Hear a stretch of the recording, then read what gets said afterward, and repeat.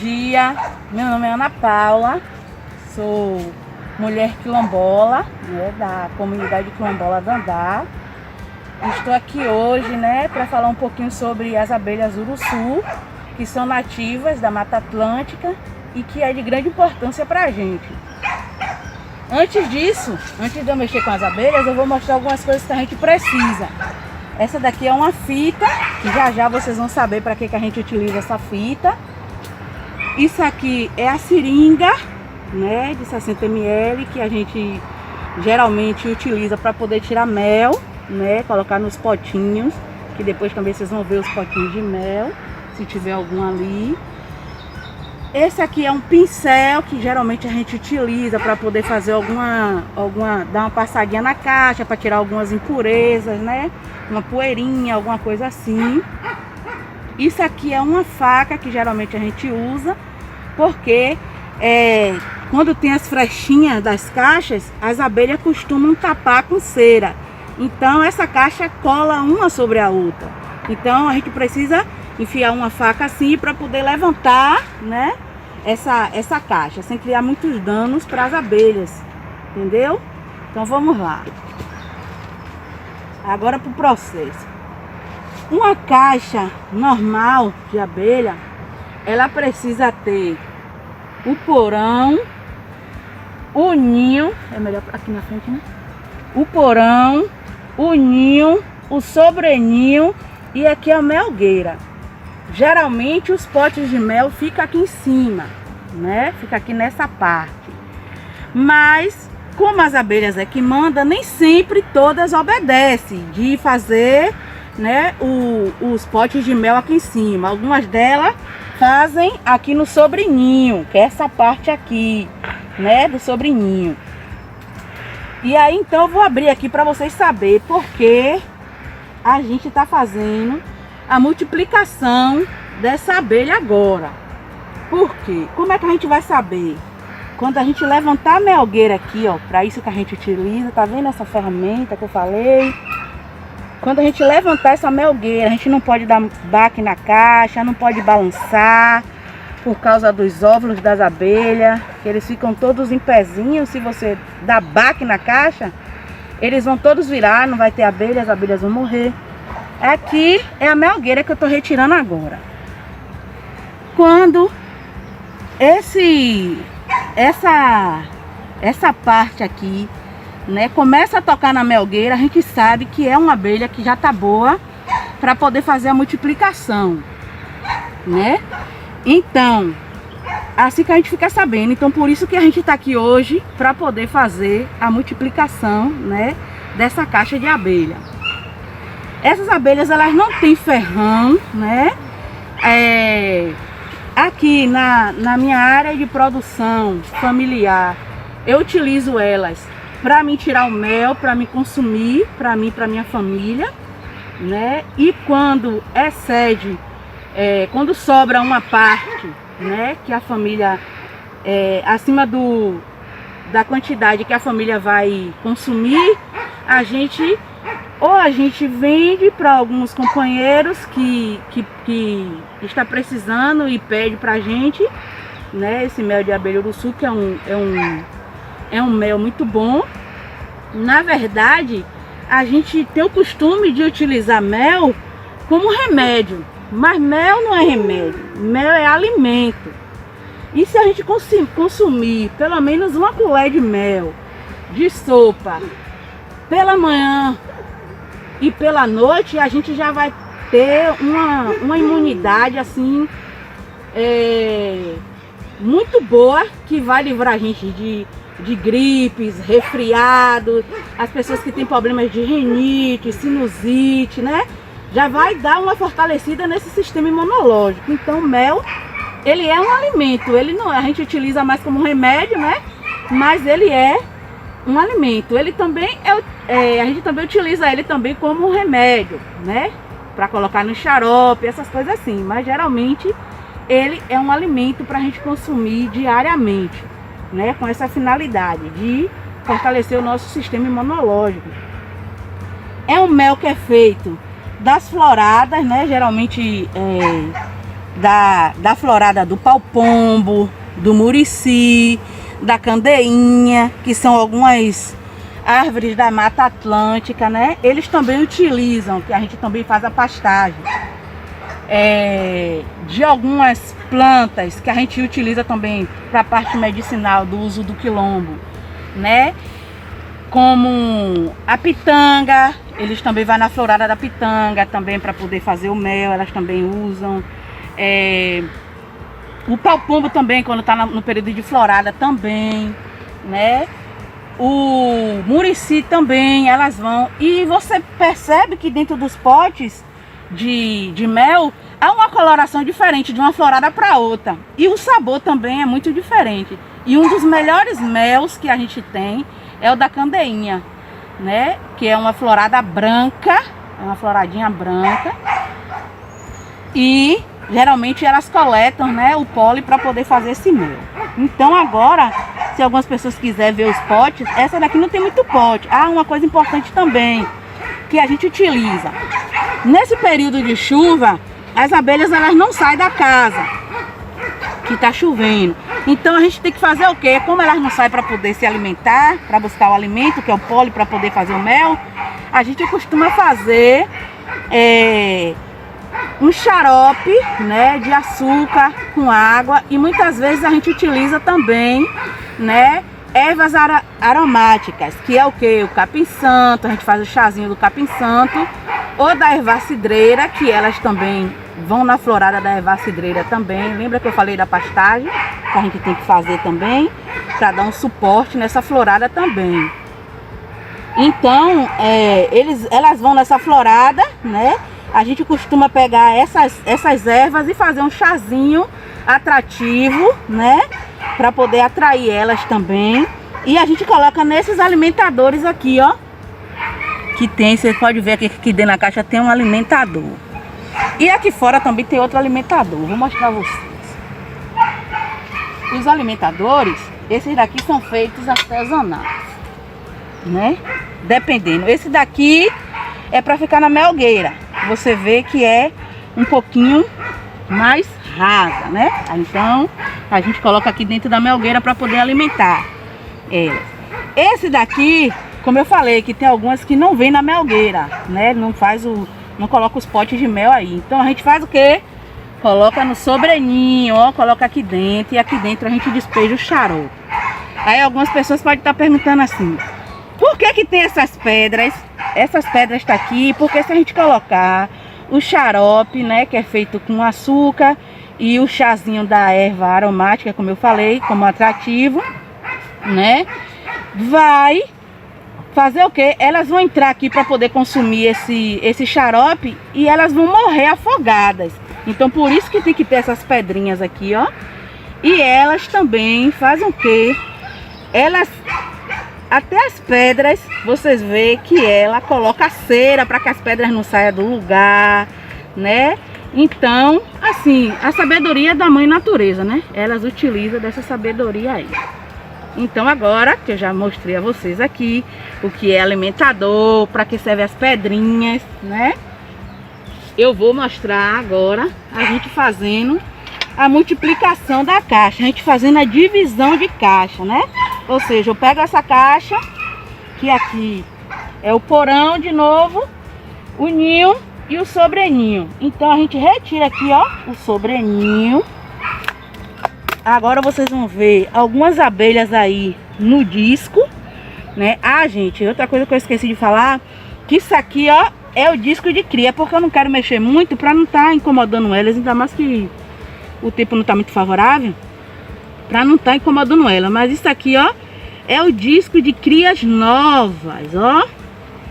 Isso aqui é um velcro que eles colocam, ó. Tá vendo que tem alguma, quando eu levantei aqui, isso aqui é uma abelhinha nova, ó. Tá vendo? Que é uma abelhinha nova que tá aí. Ó, então, elas não gostam muito da claridade, por isso que elas fecham, tá vendo aqui? Isso aqui tudo é cera, ó. Que elas colocam para poder fechar a caixa, para poder segurar. Por isso que a gente utiliza isso aqui, para poder levantar a caixa. Então, aqui são os potinhos dela, né? Essa daqui, a gente tá com um pouquinho de problema, que é por excesso da chuva, ela tá um pouco úmida, né? Que o certo ela tá toda assim, com essa coloração, ó. Não é, ela tá assim, um pouco, né, esbranquiçada, né? Isso aqui é sinal que tem umidade dentro da caixa e elas têm que trabalhar para poder aquecer essa caixa o melhor possível, para que fique numa situação de confortável para elas. Então é isso, gente. Agora eu vou levantar aqui para vocês verem e a gente vai.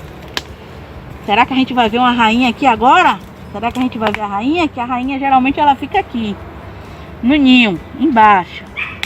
Aí a gente tem que ir com cuidado, né?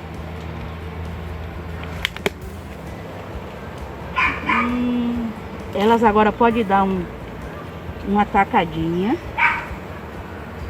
Lembra que eu falei que tinha os potes de mel? Os potes de mel são esses aqui. Olha a rainha ali, tá vendo, Paula, com o bundão? Aonde? É aqui, ó. Olha a rainha, gente. O bundão, né? Bem amarelinha por baixo. Hoje em dia é a primeira vez que eu vejo a rainha. Aqui são os potes de mel. Deixa eu abrir um aqui pra ver se tem mel. E esses potes de mel aqui, e daqui parece que tem. Não tem não. E a gente mexa na colmeia de abelha uruçu, elas fiquem assim agitadas. Por conta do que? Da claridade. Lembra que eu falei que elas vedam tudo? Aqui, ó. A gente tá podendo ver aqui, ó. Isso aqui é vedação. Lembra que eu usei a faca para poder levantar aqui? Então, esse daqui é o sobreninho. Essa parte aqui a gente vai levar para ali agora. Vai sair daqui. Essa parte aqui a gente vai colocar o quê? Um outro sobreninho. A gente vai pegar aqui, ó, esse sobreninho, vai colocar com cuidado para também não matar as abelhas, né? Devagarzinho a gente vai encaixando o sobreninho em cima. Um sobreninho vazio, né? Como a gente tá vendo aqui. E o certo, quando a gente coloca o sobreninho em cima, geralmente tem esse saquinho aqui que a gente coloca na tampa, é porque elas roem essa tampa. Então a gente coloca um saquinho para que elas não possam roer. Geralmente não é legal quando a gente faz isso aqui, a gente já colocar a melgueira em cima. Não é legal a gente fazer isso. É legal o que? A gente pegar, retirar a melgueira, ó, colocar a tampa, colocar o saquinho com a tampa, ó, aqui em cima. Tem que ficar certinho por causa da claridade, para não ficar entrando claridade para dentro das frechinhas, né, da caixa. Então é bom a gente fazer aqui, fazer isso. Mas algumas vezes, aí quando esse disco de cria aqui, que tá aqui, né, que a gente tá tirando agora, quando esse disco de cria chegar aqui, tá vendo que elas estão subindo aí? Quando ela vai entrar por aqui, ó, com esse disco de cria. Quando ela subir o disco de cria, que chegar aqui em cima, aí agora a gente já pode adicionar a caixa, a melgueira. Algumas pessoas já colocam o sobreninho, já colocam a melgueira, né? Mas eu prefiro fazer assim. Prefiro estar observando, colocar o outro sobreninho em cima, botar a tampa, deixar sem melgueira. Aqui, como a gente tá tirando, ó, o alimentador que tá aqui dentro dessa parte, a gente vai fazer o quê? Vai colocar outro alimentador aqui, ó, para poder, quando a gente fazer o xaropezinho, colocar aqui para poder alimentar elas no período chuvoso. O sol abriu, não é necessário estar colocando alimentação para elas. Esse xarope, né, que é feito com açúcar, e o chazinho da erva natural, aromática que a gente tem aqui no quilombo, né? Aí a gente coloca aqui dentro, só se tiver chovendo. Se tiver fazendo sol, ou então, se tiver fazendo sol, mas não tiver florada. Como desde o ano passado choveu muito, então a florada ela foi muito pouca. Por quê? Teve florada? Teve. Mas só que quando chove, aí a chuva lava o pólen. Por isso que elas não saem de dentro da caixa. Entendeu? Mas aí quando tá fazendo sol, teve florada, pronto. Não precisa alimentar ela, porque ela vai buscar a alimentação dela na natureza, né? E esse mel também que elas fazem do açúcar, né? Dessa garapa de açúcar que a gente faz, desse xarope, que algumas pessoas chamam de garapa, outras chamam de xarope, né? Eu chamo dos dois. A gente não consome esse xarope. É próprio para elas mesmas se alimentar durante esse período de dificuldade, né? Vamos dizer assim, que elas estão tendo. Então a gente não consome. Aí quando tá tudo legal, que a natureza dá lá florada, que tá fazendo sol, que elas vão buscar a florada no período geralmente da primavera, né? Que é a época que tem mais mel por conta das floradas. Aí é que a gente, a partir daí, esse mel da florada que a gente vai consumir. Mas esse mel do xarope aqui que a gente faz é para elas poderem se alimentar durante esse período, entendeu? Então é isso. Agora eu vou colocar a tampinha aqui, ó, em cima dessa, né? Eu vou deixar sem a melgueira aí, como eu falei, quando vou ficar observando, quando o disco de cria subir, aí a gente coloca. E aqui, essa parte aqui, que bom que deu para vocês verem a rainha ali, né? Essa parte aqui a gente vai trazer pra cá. Essa parte aqui agora vai ser o ninho. Como a gente não tem o porão, quem não tem cão, caçar com gato. Então a gente vai utilizar aqui, ó, uma tampa da mesma dessa que a gente utiliza. E vai colocar o ninho aqui, ó, coladinha. A gente vai estar com essa parte aqui para poder ver, que também é importante, né? Como a gente tirou, aqui era a parte do disco de cria. Então a gente vai ter que retirar essa parte aqui. Quem não tem cão caçar com gato. Geralmente o porão é bom por quê? Porque como fica esse restinho aqui de disco de abelha, do disco de cria, né? Se a gente colocar esse ninho, que agora era o sobreninho, agora aqui vai se tornar o ninho. Se a gente colocar esse ninho aqui, essas abelhinhas que tá aqui embaixo, né, vai morrer. E esse disco de cria aqui também vai ter muitas abelhas que vai morrer. Por isso que é ideal ter o porão, né?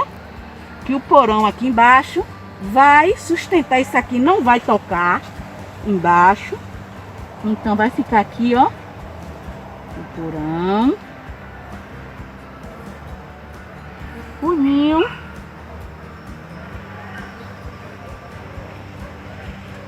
A gente vai colocar o sobreninho, seguindo a mesma orientação de lá, ó, como eu falei a vocês, né?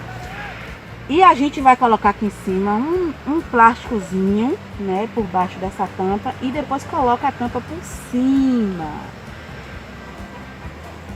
Por que isso aqui? Geralmente a gente coloca o plásticozinho para não tá entrando muita luz, né, pelas frechinhas da caixa, e também para que elas não façam esse processo aqui, ó, de quando a gente for levantar a caixa, como eu falei, a gente, toda vez que for levantar a tampa, por exemplo, a tampa tá aqui, aí não tem aquele plásticozinho que a gente viu lá na outra. Aí elas vão fazer o que aqui? Elas vão pegar essa tampa aqui, ó, e vai vedar em cima desse sobreninho aqui, entendeu? Aí toda vez que a gente vir aqui abrir para poder averiguar alguma coisa, a gente vai ter que estar colocando a faca, suspendendo, entendeu? Essa tampa. Então por isso que a gente coloca aquele plásticozinho aqui por baixo e depois coloca a tampa, porque não há essa necessidade. Muitas vezes elas colocam o plásticozinho, às vezes elas pegam e até fecham um pouquinho, mas aí o plástico é maleável, dá pra gente suspender, não tem muito problema, né? Então depois eu vou cortar um plásticozinho, vou pegar a tampa aqui, ó, coloca em cima de um recipiente, coloca o plástico embaixo, em cima de um recipiente, você chega aqui, ó, pega o plástico, corta do tamanho da tampa direitinho, ó, certinho, e depois vem, coloca sobre aqui em cima e coloca a tampa em cima, entendeu? É assim que a gente faz. Coloca aqui, ó, essa fitinha para poder vedar, para que, como a gente tá multiplicando essa colmeia agora, né, para que não venha predadores pelas frechinhas aí, ó, que estão abertas, né, e depois a gente faz assim, ó, pelas essas frechinhas da caixa que ficou aberta aqui, que elas ainda não fechou, não venha predadores para poder entrar dentro da colmeia, porque aqui é uma colmeia que ainda tá fraca, porque ela ainda vai, sabe, geralmente tem alguma princesa aí, essa princesa vai virar rainha, né? E aí precisa passar por todo esse processo de cuidado, né? Que é a gente vedar essa parte da caixa para que não venha predadores, entre dentro dessa colmeia antes que ela esteja estabilizada. A natureza também precisa dos seus cuidados. Então é isso aí, ó. Pronto. Agora tá vedadinho aqui essa parte de baixo. Eu vou vedar também essa parte de cima e vou ficar acompanhando aí, como eu falei. Quando o disco subir, aí eu coloco a melgueira, porque aí a gente tá no período da primavera. Se parar de chover e tiver uma florada, o que que acontece? Teremos mel, né? Então a gente pode retirar esse mel e consumir. Mas como a gente está no período chuvoso, eu vou fazer um xarope para alimentar elas hoje, mais tarde, porque tem que fazer o chazinho e tem que esperar esfriar para poder a gente colocar nos alimentadores. Aí aqui, ó, a gente corta a fita.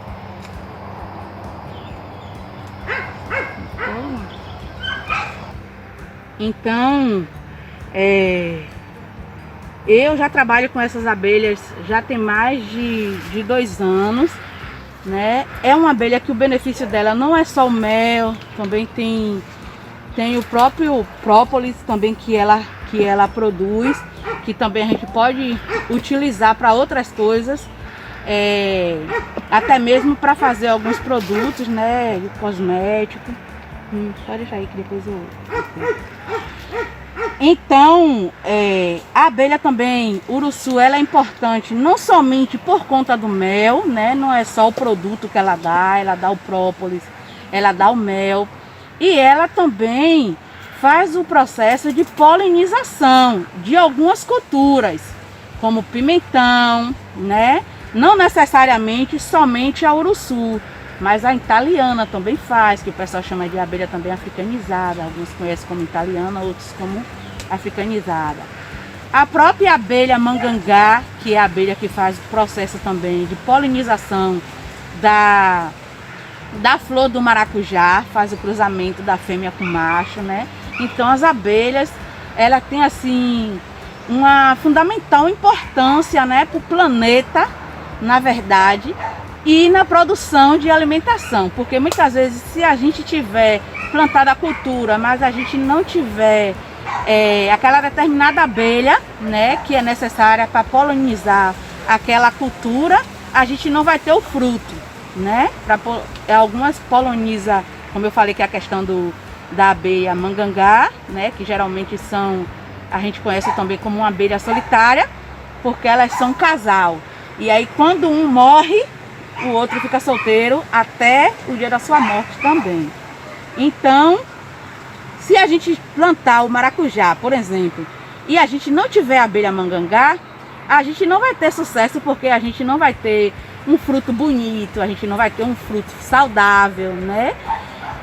A gente, seres humanos, pode fazer essa polinização? Pode, é muito mais trabalhoso, o fruto não vai sair saudável que nem o fruto da abelha, né? E em compensação, ainda tem lá o pólen também que ela recolhe, que ela faz um melzinho para ela também, né? Então tem todos esses processos.